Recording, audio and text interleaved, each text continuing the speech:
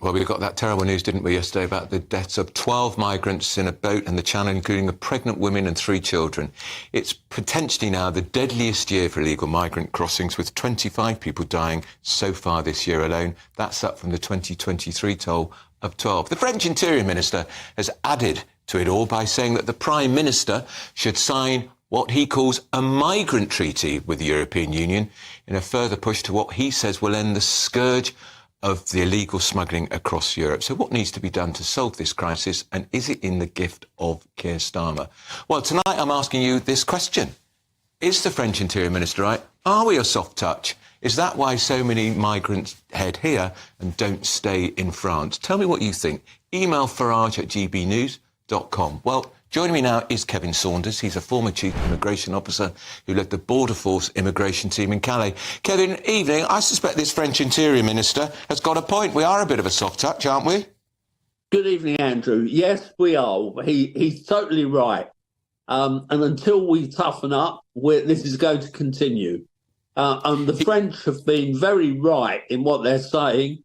For example, if you come to the UK, you can work in the unregulated economy very easily because you don't have an ID card, nobody bothers to check who you are. Unlike Europe, where to go to work in Europe, you have to produce an ID card, even if you're digging spuds in a field.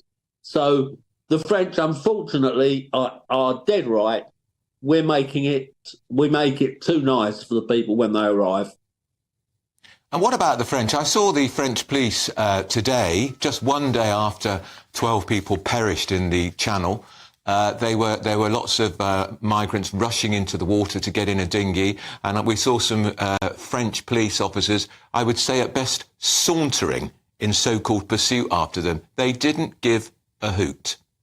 Well, I think what we need to look at is how the French reported yesterday's disaster.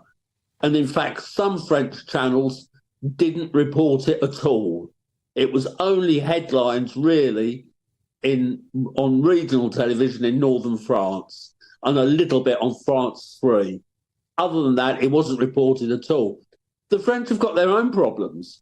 They've got a wobbly French government. They've got riots over there. They've got all sorts of problems. They're not interested in what's happening in the UK. And in fact, the French public just want shot of the migrants. They see them as a nuisance, a big nuisance in Calais. And if they're going to go to the UK, all well and good. You've been there, you've done the job. Why are we losing control here? What's the problem, in your view? And what does the Prime Minister, this new team that say they're going to smash the gangs, what do they need to do and how quickly can they do it? Well, they're not going to smash the gangs. Let's be realistic. We haven't a hope in hell of smashing the gangs. As we go after one gang, if we're fortunate in wrapping up one gang, another 2 spring up. And we've seen that this year in France already. The French have taken out 30-odd gangs, but it hasn't stopped it one little bit. So no, we're not going to win this war by smashing the gangs, because we can't smash the gangs. How do we win the war then? Sorry? How do we do it then? How do we stop this? Well, what you've got to do is you've got to convince the French that they've got to get rid of this stupid idea that they won't intercept people in the Channel. As you so rightly said, the French made an effort on the beaches yesterday and today, but they won't do anything once the people are actually in the water. So even if that boat is only in 6 inches of water, they won't stop it. Their view is that once they're in the water, that's it. It's not their problem anymore. All right. OK. Kevin, thanks for joining me. That's Kevin Saunders, who was the Chief Immigration Officer who led the Border Force team in Calais. The panel tonight, delighted to say, Sir Conor Burns, former Conservative MP, was a Conservative MP till Rishi Sunak's deranged decision to call an early election. And Joe Phillips, who worked for Paddy Ashdown and worked with me many years ago. Many years ago on a radio programme, and a very experienced broadcaster. Let me ask you first, Connor, the first thing Keir Starmer's government did, and they made a big thing about it, was scrap the Rwanda plan. Look, we never did get a plane in the air, but as we'd probably invested 400, was it 500, maybe even 600 million pounds of public money on the Rwanda plan, should he not have at least perhaps tried to see if we could get a plane in the air, if it would act as a deterrent? Yes, is the short answer to that. And I think you've got to look at why, Rwanda was not a perfect scheme by any means at all. From what you just heard, there are no easy solutions to this, but Rwanda was an attempt to send a signal that if you come here illegally, you may not get to stay here. And one of the great magnets of this illegal migration is this reality that we send almost no one back.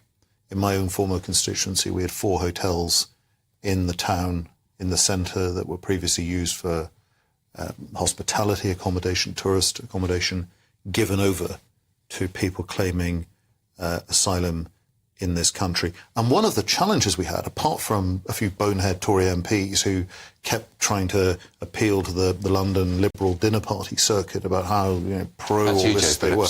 Well, I can think of a few. There were a few not that far away from my own area in Bournemouth.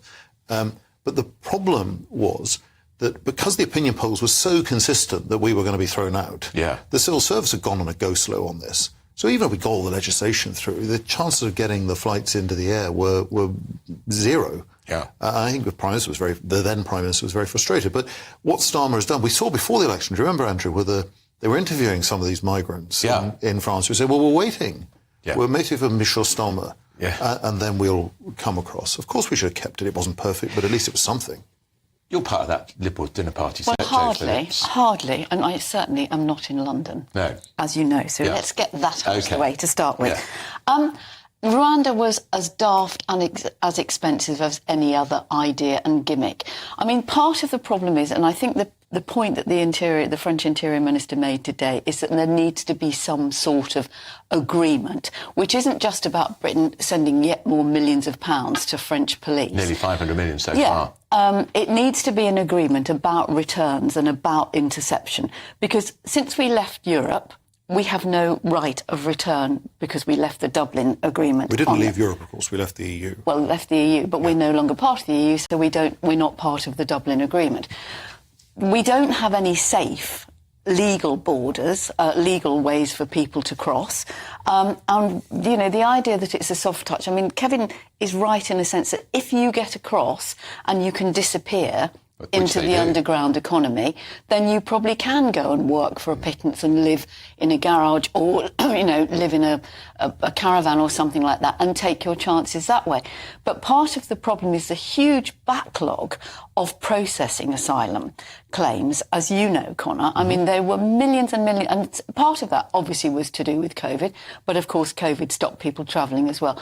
But people have been sitting, waiting for months when actually they could either be deported if they are not legally entitled to stay, or they could be working. I mean, you can't even work legally in this country until you've been here for a year, and you can't do that unless your claim's been processed.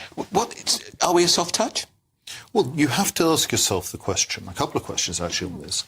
The Tory leadership, we may touch on later, they're all obsessing about the ECHR. Yes, they are. What a lot of nonsense. There are many other countries that are fully subscribing members of the ECHR who send a very high proportion of people who arrive illegally in their jurisdictions But because back. they're processing them more quickly. But they send them back. We don't, right? We don't. And that's why a lot of people want to come here. We immediately put them into hotels. How many hotels in France are they in before they come here? Not very many. The conditions in Calais are pretty abysmal. And then once you get here, then eventually you start to bring all family and all sorts of other things. And the illegal working, there's all sorts of stuff that has been written about people acting as Deliveroo drivers and taking ponying somebody else's identity. And the police, I have to say, are pretty woeful on some of this stuff. We saw in Bournemouth a very standoffish attitude by the police. Some of that is terrified of being accused of racism because of the colour of some of the people's skins who are are coming in. But yeah, I think we are a soft touch, and that's why so many more people want to come here than want to. France is a safe country. It is. So you're looking at me aghast at this terrible thing that I'm saying. France is a perfectly safe country. So why aren't they claiming asylum in France?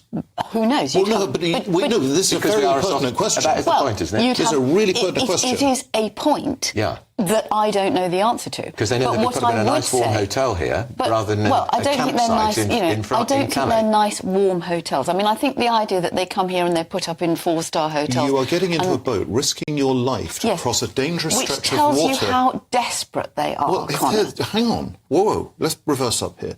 They are fleeing persecution, many of them. By the way, you don't notice many women and children getting off these boats, do you? There were a lot of women on that boat that capsized yesterday. They are fleeing persecution, one of whom was pregnant, apparently, and there were 10 children. And they're in France, a safe country, a member of the beloved EU. Why do they then want to get on a boat would have to ask and come across the dangerous stretch of channel of water to claim asylum in the UK? Yeah. I think the French minister is onto something. And why are so many of these desperate people, Joe, coming from Turkey? What persecution are they fleeing from Turkey? I don't know, and I don't. Where have those figures? These are official figures.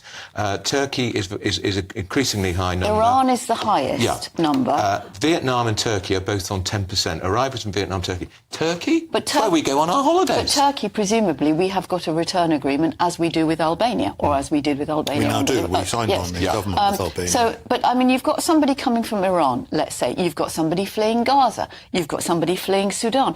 You know, there are many, many reasons why people are absolutely, utterly desperate. There are very few people fleeing from Gaza because you can neither get in or get out of Gaza. Do you not accept a lot of these are economic migrants? Look at the age of these. They're young men. Some are, but they weren't on that boat yesterday. No, that's true. There were women there, and actually, when you look at the figures from the Home Office, the numbers of asylum claims are pretty evenly split just between very briefly, women that's and where we started this, Rwanda. men. If Starmer had allowed a plane to go to Rwanda, if it had got taken off, I do not think that might have been a deterrent. No. You don't think it would have deterred a single boat No, I from don't. crossing? And I think the only thing that deters people, and I've had this conversation with Nigel Farage, is one thing we agree on because we're both sailors. The only thing that stops people crossing the channel is the weather.